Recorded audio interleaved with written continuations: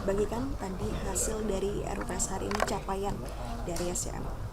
Seperti biasa di RUPS kita memberikan laporan tanggung jawab direksi terhadap performa tahun 2024 kemarin. Secara keseluruhan itu adalah tahun di mana SMA menghasilkan prestasi yang baik.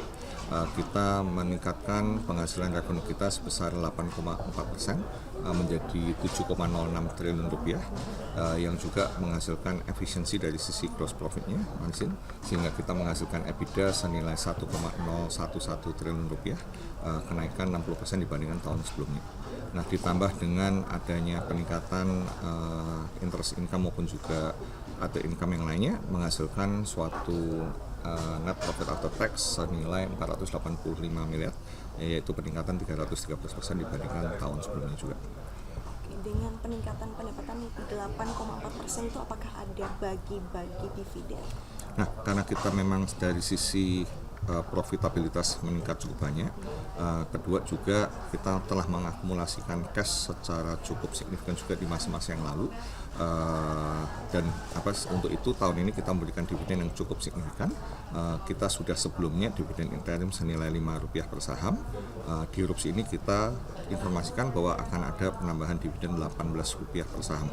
Sehingga secara total dalam 1 tahun berjalan ini nilai dividennya adalah Rp23 per saham.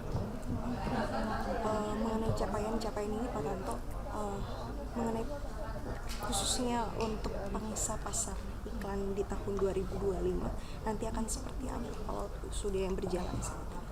Tahun 2025 memang merupakan tahun yang cukup challenging karena kita ketahui bersama bahwa keadaan ekonomi secara global sedang terimpact dengan adanya perang dagang ini, sehingga cukup banyak perusahaan-perusahaan yang mungkin menunda investasi ataupun juga melakukan launching terhadap produk-produk baru, dan ini tentu saja ada imbasnya terhadap demand daripada advertising, dan advertising tentu saja adalah merupakan revenue utama daripada SMA.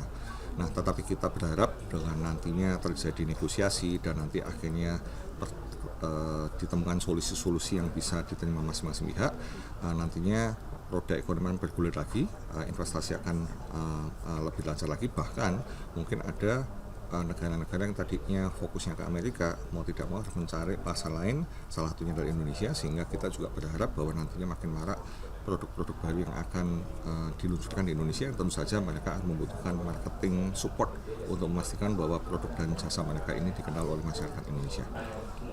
Itu sebenarnya tidak akan berdampak langsung secara signifikan kepada SMA ya Pak? Enggak, dampaknya itu pasti akan ada dan sudah kita rasakan sepanjang 4 bulan pertama ini, tetapi tadi memang itu refleksi daripada keadaan ekonomi global maupun di Indonesia. Nah, tapi kita yakin bahwa nantinya setelah kondisi ini bisa lebih stabil tadi itu, roda ekonomi berjalan lagi. Nah, begitu roda ekonomi berjalan lagi, terjadi konsumsi untuk kedepannya. Nah, kalau konsumsi itu meningkat, itulah di saat kebutuhan terhadap pengiklanan maupun juga marketing akan meningkat seperti sedia kala. Kondisi dari televisi media khususnya itu tidak baik-baik saja, bahkan sejumlah perusahaan TV mungkin melakukan pengurangan karyawan. Kalau di SMA sendiri apakah ada strategi untuk menghadapi kondisi yang nggak baik-baik aja? Kita sudah sejak lama mengevaluasi bahwa kue pasar iklan TV ini termakan oleh platform-platform lainnya. Tidak hanya digital, tetapi sekarang ini yang cukup banyak justru ada di social platform. Nah, karena kita sudah mengantisipasi ini cukup lama, makanya kita mengembangkan proses transformasi dengan mengembangkan bisnis usaha yang beda.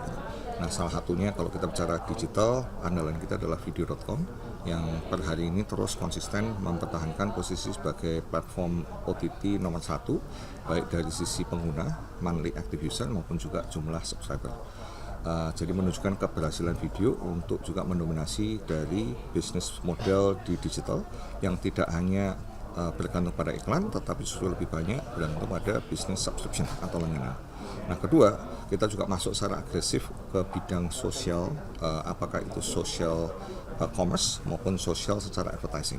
Nah, di sini contohnya kita beberapa tahun yang lalu menginvestasikan di Erans Entertainment, salah satu pemilik daripada akun-akun dengan follower yang terbesar di Indonesia. Nah, juga kita sekarang secara agresif membantu perusahaan-perusahaan untuk mengelola influencer yang bisa jumlahnya itu bisa ribuan. Nah, kita secara efektif memberikan nilai tambah kepada pengelolaan tersebut.